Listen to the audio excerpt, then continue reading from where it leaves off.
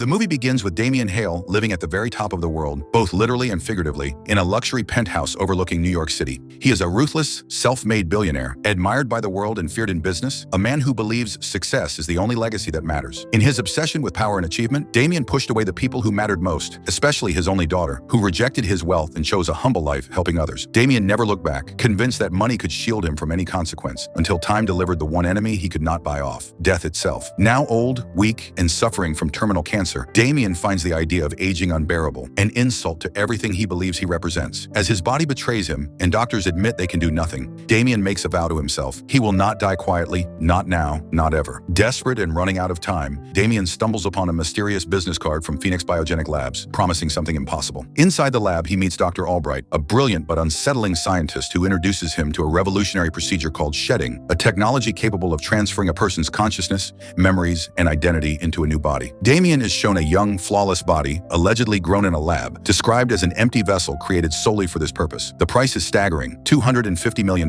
and the cost goes beyond money. Damien must officially die, abandon his name, his empire, and his entire past. The world must believe Damien Hale is gone forever. With his health rapidly failing, Damien accepts the terms, knowing there is no turning back, and prepares to erase himself from history. Before the procedure, Damien collapses at home and barely survives, a brutal reminder that time is no longer on his side. From his hospital bed, he calls Dr. Albright and gives his final consent. The next day, everything unfolds exactly as planned.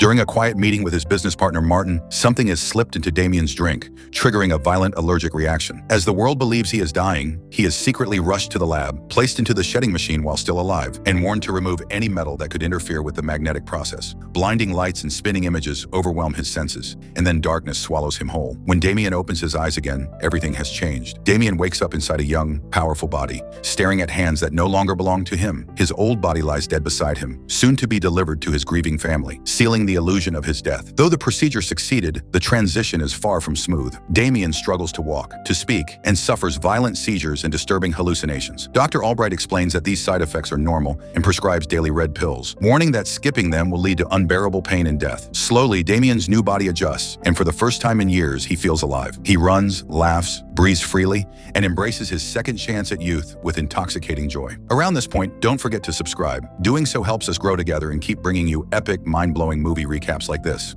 With the transformation complete, Damien is given a new identity: Edward Kidner, a man with no surviving family and no past to question. He moves into a luxurious home and begins indulging in everything he once missed, enjoying youth without limits or responsibility. During a casual basketball game, Damien discovers his body possesses extraordinary strength and speed.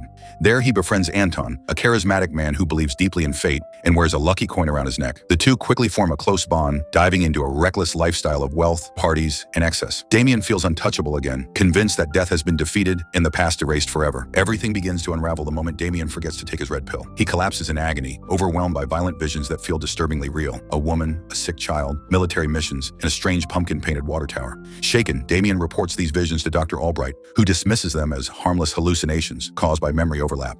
But Damien notices something chilling. Albright somehow knows details Damien never mentioned. Suspicion takes root. Ignoring Albright's advice, Damien secretly investigates the water tower from his visions and discovers it is real, located in St. Louis. Realizing the truth is being hidden from him, Damien retrieves hidden cash and escapes, evading Albright's men and heading straight toward the source of his memories. In St. Louis, Damien finds the farmhouse from his visions, its doors standing open like an invitation to the truth. Inside, he discovers photos of the woman and the sick child, medical bills, and finally a photograph of the man whose body he is now living in. The horrifying realization crashes over him. The body was never lab-made. It belonged to a real man, a retired soldier named Mark, with a wife and daughter who loved him. The visions are not hallucinations, but Mark's memories bleeding through. Overwhelmed by guilt, Damien barely has time to process the truth before a woman confronts him with a gun. When she recognizes his face, she breaks down in tears, calling him Mark. She is Malene, Mark's wife, who believed her husband was dead. Before Damien can explain, Albright's men storm the farmhouse, knocking Malene unconscious and restraining Damien. Anton steps forward, revealing his betrayal. He has been watching Damien all along. Under pressure, Anton explains that Mark willingly sold his body to save his sick daughter, with insurance money arranged to support his family after his staged death. But now that Malene has seen Mark alive, she and her child are liabilities. Anton is ordered to kill them both. Furious and desperate, Damien taps into Mark's buried combat instincts, overpowering the men in a brutal fight. Injured but alive, Damien escapes with Malene, now determined to protect her and her daughter at any cost. Malene still believes Damien is her husband, and Damien, unable to reveal the truth yet, lies to keep them safe. When he sees a video of Mark celebrating his daughter Anna's birthday, calling himself her hero, Damien is shattered. Anna runs into his arms, trusting him completely, and Damien silently promises to protect her, even if it costs him everything. But his situation grows dire when he realizes his red pills are gone. Desperate for answers, Damien discovers a hidden truth. Dr. Albright is actually Dr. Francis Jensen, a neurologist who transferred his own consciousness into Albright's body and orchestrated the entire operation. Damien tracks Francis to a nursing home, confronting him at gunpoint and demanding more pills. Francis reveals the ultimate betrayal. The pills are not saving Damien, but slowly erasing Mark's consciousness forever. If Damien stops taking them for a week, Mark will return and Damien will die. Faced with an impossible choice, Damien initially chooses survival, forcing Francis to cooperate. But chaos erupts when Francis's men attack, and Damien barely escapes with Malene and Anna. At this point, if you were in Damien's place, would you choose your own life or give another man his family back? Let me know in the comments. Unable to lie any longer, Damien finally tells Malene the truth. Her world collapses as she realizes her husband has been gone all along. Despite her grief and anger, Damien promises to protect her and Anna, even if it means disappearing forever. He turns to the one person he still trusts, his old friend Martin. At Martin's house, Damien reveals everything, proving his identity through shared memories. Martin agrees to help, arranging a remote escape, but something feels wrong. Damien notices all mirrors in the house are covered, and soon discovers the horrifying reason. Martin used shedding technology to save his own son, transferring him into another innocent child. Confronted at gunpoint, Martin confesses that he was coerced by Francis, and that he originally sent Damien the labs card to save his life. Damien reveals the truth that the bodies are real, shattering Martin with guilt. As Francis's men close in, a desperate plan is formed. Damien will act as a decoy while Martin smuggles Malene and Anna out the back. Damien drives straight into danger, leading Anton and his men on a deadly chase. Drawing fully on Mark's soldier instincts, Damien fights back with ruthless precision, causing a devastating crash that seemingly ends Anton once and for all. Meanwhile, Martin attempts to escape with Malene and Anna through the forest, but exhaustion costs him dearly. Francis's men intercept them, kidnapping Malene and Anna while Martin watches helplessly. When Damien reaches the rendezvous point and sees Martin alone, the truth hits him like a hammer. Martin hands Damien a final gift, the reverse-engineered formula for the red pills, and begs him to flee. Damien refuses. He will not abandon them. Realizing only Mark's memories can reveal the lab's location, Damien deliberately stops taking his pills, enduring violent seizures until the answer finally surfaces. Guided by Mark's memories, Damien storms Francis's hidden lab, fighting his way through armed guards and reaching the shedding chamber. Inside, Anton lies connected to another body, his previous one destroyed. Francis watches from behind bulletproof glass, mocking Damien and revealing his final plan: to transfer new clients into Malene and Anna's bodies and place Anton into Mark's. Damien is overpowered and forced into the machine as Anton's transfer begins. But Damien remembers one crucial rule: metal disrupts the process. Hidden in his mouth, a bullet shell jams the machine, killing Anton while leaving Damien alive. Pretending to be Anton, Damien tricks Francis's men and locates Malene and Anna, imprisoned behind the glass. He eliminates the guards and prepares his final move. When Francis realizes the transfer failed, it is already too late. Damien unleashes fire, burning Francis alive and destroying the shedding machine forever.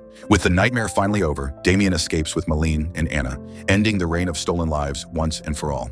True to his word, Damien sends Malene and Anna to a safe island, providing them with enough money to start anew. Knowing he can never truly belong in Mark's life, Damien visits his own daughter one last time as a stranger, leaving her a letter filled with love and regret. He watches from afar, accepting that some bridges cannot be crossed again, no matter how much time is left. In his final act, Damien makes his choice. He stops taking the red pills completely, allowing his consciousness to fade away. Slowly, Mark's mind returns, awakening in his own body with no memory of what happened after he sold his life. Damien leaves behind a video explaining everything, giving Mark the truth and a second chance at the life he nearly lost. Mark rushes to the island, where Malene and Anna are waiting. When they see him alive, whole, and truly himself, their reunion is overwhelming. Tears, laughter, and disbelief blend together as their family is finally restored, free from secrets, lies, and stolen identities. Behind the scenes, Damien Hale is gone forever. Not as a billionaire, not as Edward Kidner, but as a man who chose to vanish so another family could live whole again. His presence lingers only in the memories he returned, the truth he revealed, and the life he surrendered without applause or recognition, leaving behind a story few will ever know. If you enjoyed this intense, mind-bending movie recap, make sure to like the video, subscribe to the channel, turn on notifications so you never miss another epic story, drop your thoughts in the comments, and keep watching for more unforgettable movie recaps right here.